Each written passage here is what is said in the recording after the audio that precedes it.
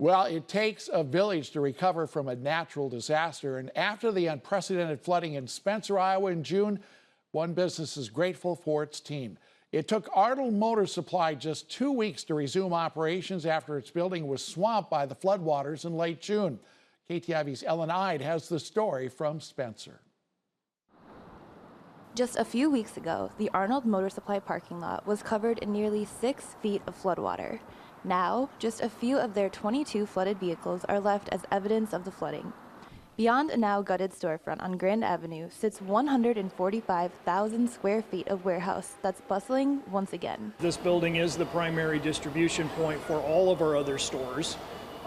So we have 77 locations, most of which aren't here, so they need this place running. So that was our first concern, was how do we feed them with the inventory they need. The team at Arnold Motor Supply rolled up their sleeves and got to work recovering from the flooding.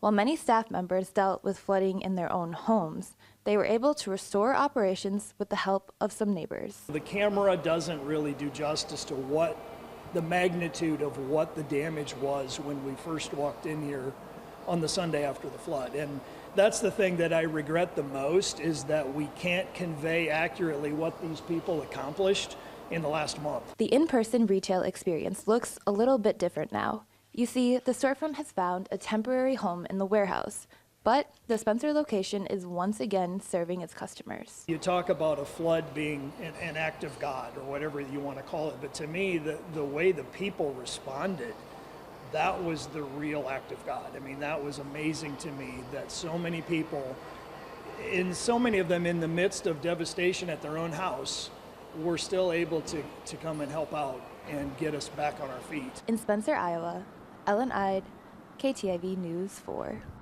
Eric Johnson says the work in Spencer is far from over, though. He would like to thank folks and ask them to spend time in Spencer supporting other small businesses to help get them back on their feet.